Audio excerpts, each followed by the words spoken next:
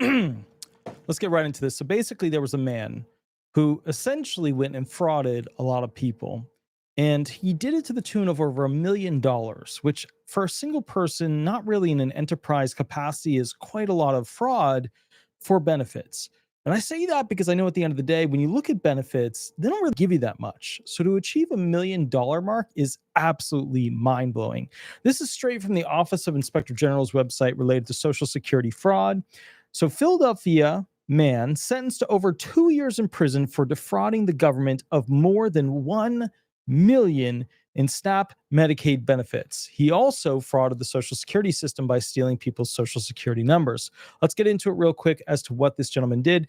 This was released yesterday. So, this is breaking news on behalf of the Office of Inspector General, which is, of course, under the administration of the Trump administration. Now, to be fair about this, some of these individuals were caught during the Biden era. However, to be very, very fair about this, a lot of them are caught now during the Trump era. As you know, Trump is a big guy for auditing. He's all into getting rid of waste, stuff like that. This is one of those situations where they've got somebody and they're going to throw the book at him. All right, here we go. United States Attorney David Metcalf announced that James Sessoms, 60 years old, Philadelphia, Pennsylvania, was sentenced today by United States District Judge Chad F. Kenney to 28 months in prison. Now remember, 12, 24, that's 2 years, only 28 months in prison, and 3 years of supervised release, and $398,708.58. Now remember, 28 months, that's just over 2 years. He's 60, he'll get out somewhere around 63-ish land. So do you feel that if you stole $1 million from the federal government and the state governments that, basically a little over 2 years of prison time and essentially, basically 3 years of supervised release and $400,000 to pay back, do you feel like that would be a fair exchange? Do you feel that other criminals in other fields would get a heck of a lot more? Like if he were to go ahead and rob a bank, he'd be in there significantly longer, even if he stole the exact same amount. All right. So for his scheme, he'll get that 28 months, 3 years of supervised release, $398,000, $400,000 that he's got to do in restitution for this use of stolen identities and Social Security numbers to file for government benefits, including Supplemental Nutrition Assistance Program and Medicaid payments, with a total loss to the government of $1,063,633. Now, I want to clarify something really quickly with you. The amazing thing about this situation is that this individual could have potentially stolen your Social Security number and used it essentially to, use this big old scheme. And the crazy thing about it is that when you think about it, you don't usually think about having a Social Security number as like an actual benefit, as an actual Social Security benefit, but it is. If you don't have a Social Security number, you can't get a bank account, you can't get a bank loan, you can't get a car loan, you can't get a mortgage, you can't get any of those things in the United States. So one of the big things you have to keep in mind is that he may have stolen your Social Security number throughout this process. And the other crazy thing about it is, to get to $1 million, the other crazy thing about it is that, people don't realize just having that Social Security number, just being able to have that as an American citizen or somebody who's about to become an American citizen is a huge benefit unto its own. Let's keep reading. As part of the scheme, the defendant would sell the fraudulently acquired SNAP cards for profit at a local supermarket. Okay, so basically he would, find Social Security numbers. Some of them are fake, some of them are real. He would go ahead and use it to get SNAP benefits, food stamp cards, and he would go to a local supermarket and sell them for basically profit. Sessoms was charged by indictment in October of 2024 and pled guilty this April to 1 count of SNAP fraud, 7 counts of false statements in connection with healthcare benefits, and 7 counts of Social Security fraud. So put another way, to be very clear and very blunt with this is a clear case where it was from the Biden era and he was using and abusing, but now it's Trump's turn to take his, let's just call it like it is, slap on the wrist at him. As detailed in court filings admitted to by the defendant from approximately November of 2019 through November of 2023, So that was both a combination of the end of Trump, very end of Trump's first session, and the rest of Biden's. Sessoms defrauded the U.S. Department of Agriculture of SNAP benefits, and the U.S. Department of Health and Human Services, HHS, and the Pennsylvania Department of Health and Human Services, or Department of Human Services, of Medicaid benefits by submitting false and fraudulent benefit applications, including false and fraudulent identification documents in connection with his application. As a part of the scheme, Sessoms obtained or created the names, social security numbers, and personally identifiable information for several fictitious persons, and obtained the names and personal identifiable information of other persons, including valid social security numbers, which he placed on the applications for SNAP and medical benefits, which were submitted to PADHS under the penalty of perjury. To obtain these benefits, Sessoms also submitted false and fraudulent driver's licenses bearing his photograph under those fictitious and other persons' names.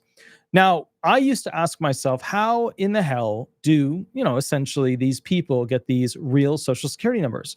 Well, they could do it the old-fashioned way, which is stealing it from people when they're not looking. Or there's actually SSA employees that have been, brought up on charges and sent to prison as a result of taking your social security number information, your private information, and then selling it outside of the SSA.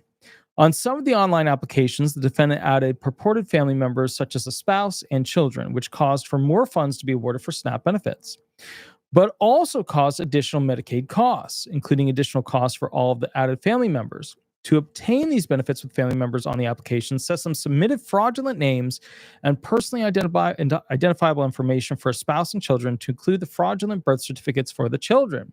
The social security numbers utilized in connection with these identities were valid. Once again, valid social security numbers assigned by the Commissioner of Social Security, but assigned to other individuals than the names alleged by the defendant.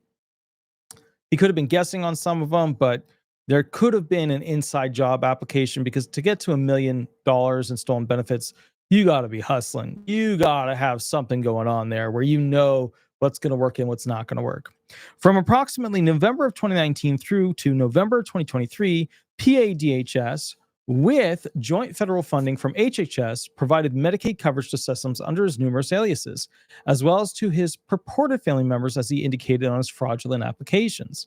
Over the same time period, PADHS, with federal funding from the USDA, provided SNAP benefits to Sessoms under his numerous aliases, as well as to his purported family members as he indicated on his fraudulent applications. Quote, "Stealing money from the government programs is an awful crime," said U.S. Attorney Metcalf. "We will continue to process fraud against the government and hold crooks like Sessoms accountable on behalf of all the taxpayers funding these programs." So in other words, what they're saying is, you guys paid for this guy.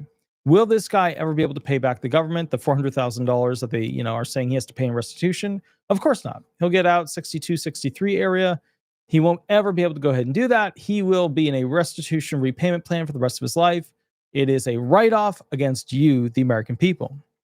Quote, "We appreciate the collaboration with our law enforcement partners for their hard work on this investigation. Those who are involved in fraud regarding USDA taxpayer-funded programs will be investigated by our office to protect the integrity of those programs," said USDA Office of Inspector General, Special Agent in Charge, Chameka Parker.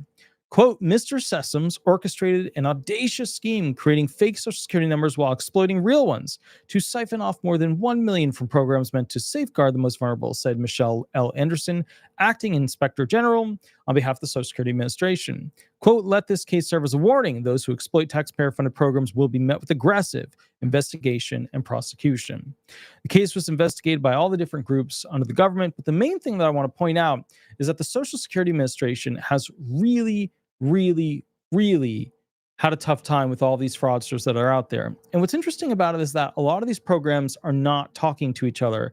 That's one of the big things that Trump is doing right now, is making sure that all the state-based and federal-based programs talk to each other. Now, this means, that you're going to see a lot more fraud pop up over the next couple of years, because they're going to be going through and finding these people and prosecuting these people. Because, obviously, if the programs talk to each other as to who, what, and where, about types of benefits they're getting, it's going to be easier to figure out who did what throughout this process. Now, I want to point out one thing that I think is interesting about this. This was an older guy. This was a 60-year-old. He was doing it through his 50s. It was his main job. It was his main thing. Do you feel that somebody who basically did this from 2019 through 2023, so a 4-year period, do you feel that 2 and a little over 2 years worth of prison and basically 3 years of, they watch you thereafter, do you feel that that is enough of a punishment? Or do you feel that he should have gotten significantly more punishment? Because to me, that's like robbing a bank right there. And if he robbed a bank, he would get a much, much longer sentence. Now, the question would also become, yeah, they want him to pay back money. And if you go ahead and put him in prison for the next 10 years, right, he's not going to pay any money back because that'll be in his 70s. And he's not going to work that much. He's not going to be able to pay back much. It is what it is. But at the same time, you get him out at, 62 and change. How much money is he really going to earn? How much money is he really going to actually achieve to pay back that 400,000 that's due? Okay, so I don't know. Think about that for a moment. My name is Attorney Walter Hnot, Disability Resolution PA, the most viewed and subscribed to disability attorney in America. Please remember to like and subscribe. Hit that like button. Don't be afraid to hit it. I'm going to now do the next video where we go through an audit that was done basically by the Office of Inspector General with the SSA. And that'll be the next video where we see a major test that was failed by the SSA, which puts all of you at risk when it comes to your private information, specifically Social Security number. All right, with that said, Attorney Walter Hnot, like and subscribe. Head over to Google, type in Disability Resolution Law Firm or Disability Resolution Florida. Throw some stars up there on the business profile if you want, totally up to you.